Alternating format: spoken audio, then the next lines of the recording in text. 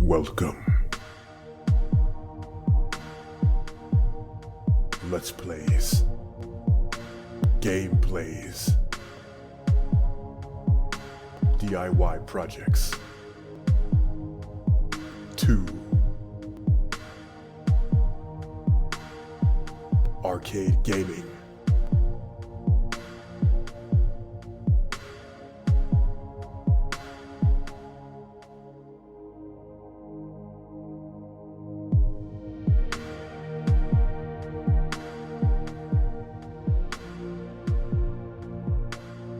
Snowly Games.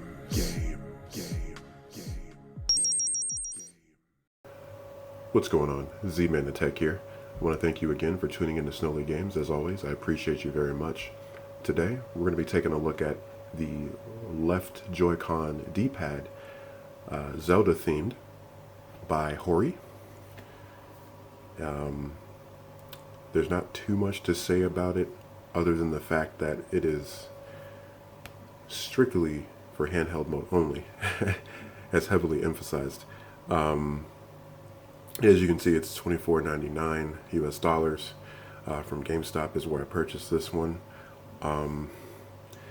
To be honest, for the pricing point, and considering, its general purpose, I was kind of hoping to be a little bit cheaper, like maybe around the 12-14 range. I think that would have been great, only because there is no HD rumble, there is no gyroscope, there is no wireless communication. It can only be used in handheld mode. So, that being said, I think the 12 to 14 range would have been kind of more a doable price for this. But alas, I recently started playing my Switch in handheld mode a lot more. It just, the lack of D-pad was really crucial. Like, I literally would just basically use the Pro Controller or the two 8BitDo SN30s, SN30 Pros, for that purpose, and putting it on a stand. But yeah, I mean, with it truly in handheld mode with a D-pad, I think this really does serve its purpose. So we're going to detach it from the Switch here. And so basically, as you can see here, it honestly, the feel is that of what you can kind of consider you can feel the membrane. Like it's got a mushiness to it, but unlike the Switch Pro Controller D-pad, this one has a bit more precision to it. Like, usually if you would hold down on the Pro Controller and kind of move it left and right, it would still kind of hit those left and right connections. This one doesn't really do that, as far as I've noticed, when it comes to actually, pulling off maneuvers. And the best way to do that would be, throwing Hadokens and, performing your Shin Logs, or Shoryuken in your Street Fighter. So that's what we're going to do as far as testing this. But to get a closer look here, as you can see, these basically don't do anything. It's just a model that they used that was part of the molding. So no sync, no SL, SR, and it's kind of like you can kind of see it's kind of a transparent smoke gray, I guess you can say, in color. And you see a little bit through it, but the design is really nice for the Zelda Breath of the Wild style that they chose to dress it in, the approach they took. As you can tell, though, the Joy-Con release area is a little bit more risen, and it's been noted by quite a few people, YouTubers, and just people in general that I've seen on Reddit, that it makes it incompatible with a lot of grips for the console. So when in handheld mode, so that is kind of a bust. But I do have a solution as far as the only grip that I know of that actually works with it. So I'll show that here in just a moment. I have another video on that as well. The Nintendo Switch handheld grip by Yok or YOK. So I'll show that here in a minute. We're gonna actually use that for testing, but I'll show what it's like without that, and I'll give my impressions on that too. But just to compare the two,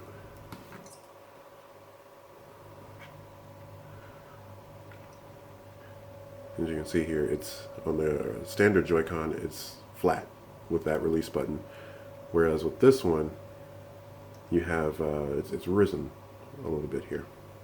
So that in turn, yeah, I can see how that would be an issue for some grips, but yeah. Oh, we don't get a click with that one. That's interesting.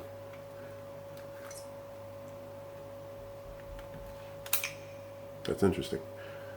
So, not that it's important, but just wanted to note that. I never noticed that until now. Okay, so in the hand, it does feel loads better when it comes to the precision of what your navigation and just maneuvering in general. It's like I said, it's got a certain mushiness to it. It's very comfortable. It doesn't. It's not firm to the point where you could notice it being a problem. Yeah. Let's go ahead and I'm gonna set this down. Push this back a little bit here. Let's see if I can actually take a seat here, because, you know, getting old, back starting to hurt leaning over, so. Not sure if you can be able to see it as well.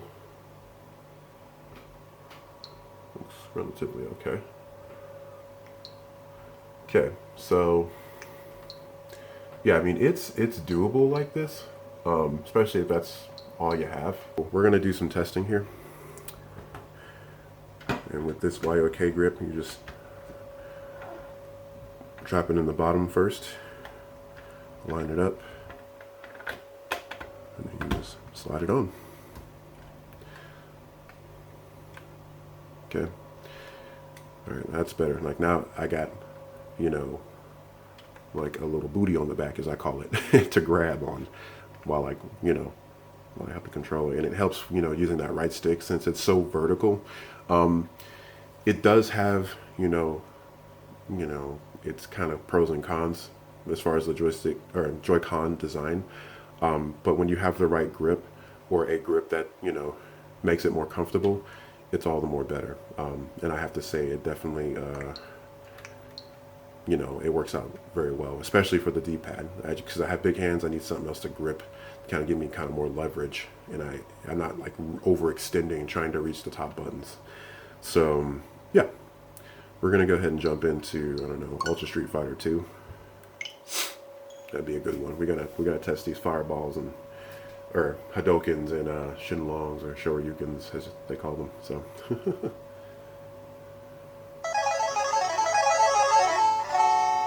Turn it down here just a little bit.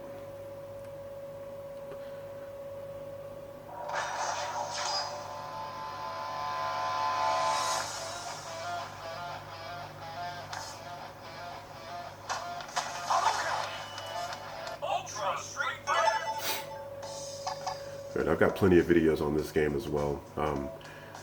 If you kind of want to get a more in-depth, you know, look at how it plays, how it looks, you know, on full screen, I'll put the links in the description for that too.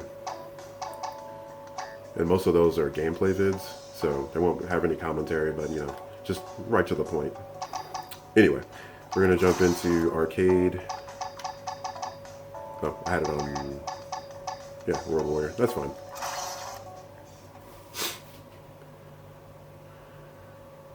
Sorry for the glare there.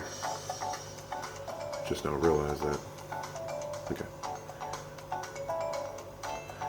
Alright, so we're gonna Black Ryu. So, Mexico. What better way to test this D-pad than Ryu.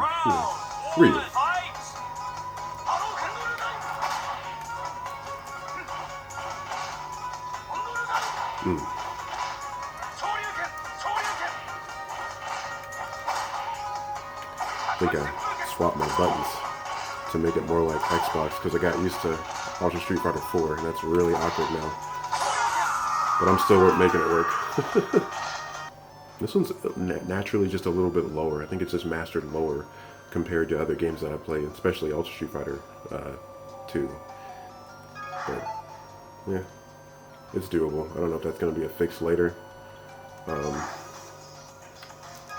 We're just going to hop in good old third strike here.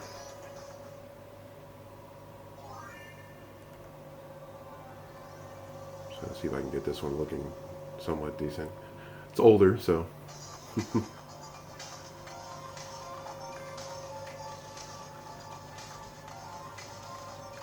There we go. Oh, that's one thing to note too. The minus button and the capture button are very mushy. It's rubbery instead of hard plastic like this one. But yeah, just thought I'd note that. It's not too much a deal. I do have an issue every now and then trying to, basically push it down at times. Like if it's at the right angle, you don't have to push hard. But sometimes, you will have some issues with it. Just kind of a forewarning there.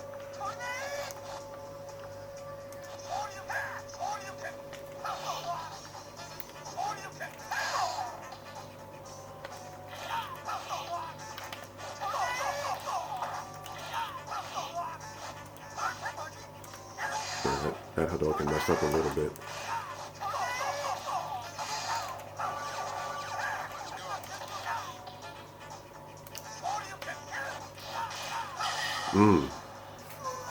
That worked.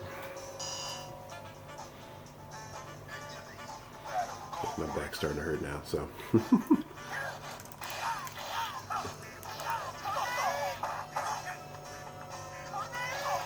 Trying to parry it, but I goofed. Oh,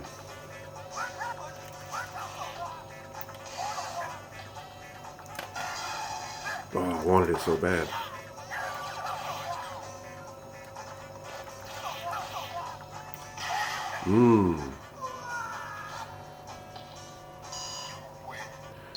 But yeah, just kind of wanted to show you a little bit of how it runs, how, the maneuvering performance of it. Oh, and I didn't mention the joystick because we're mainly focused on this, but yeah, the joystick is great. It actually feels a lot like the original and looks like it too. It does have a little bit more looseness to it though, and you can just hear in the sound here. I don't know if you can tell, but it's a little bit lighter, definitely lighter. So, just it's kind of hard to explain. It's just more loose, more light, but not in a bad way. It actually feels pretty good, and has its clicks and everything. You're not missing any functionality with that. It's just the other three that I mentioned. Bluetooth, and HD rumble and gyro. So, yeah, that's pretty much it in a nutshell. Just kind of wanted to do a brief coverage of it. But yeah, I would highly recommend it, especially, if you have a bit of a discount or whatnot. Like I said, the price point's a little higher than I would have preferred, but yeah, it handles its job very well for its purpose, and yeah, I don't think it was. I don't regret the purchase. I just wish it was a little bit lower at the time. And another important note, as far as rumors of previous models from Hori that basically had the same functionality, I definitely can, vouch for this piece attached to the unit does not tend to run the battery at all. Like, I guess that previous model, that was like, I think it was like all blue. It was like all blue and it had a black D-pad and joystick. It was pretty basic looking. Older model, they have since fixed this, and I was skeptical too. I was a little worried, I don't want to. This unit, I mean, for me, $300 to replace is it's a little steep. I don't typically have a lot of play money, so whenever I do and am able to set aside some cash, for play money, you know, I'm usually very cautious with that, especially if I hear, things about products and all of that there. But I've seen prior reviews from like the Wolf Den and I think Spawn Wave Media also had a video for this as well. And I was like, okay, well, you know what? I've seen the testing. They do some vigorous testing, but yeah, I definitely see the testing going on. And as you can see, I was pretty much at 100% when I started messing around with it, and then I played a couple of games, and it has not dropped down drastically like the other one, mentioned. So just wanted to point that out. So, anywho, if you like what you saw, definitely like, comment, subscribe, and keep it locked to Snowly Games for all of your indie game and third-party game coverage. Thanks so much.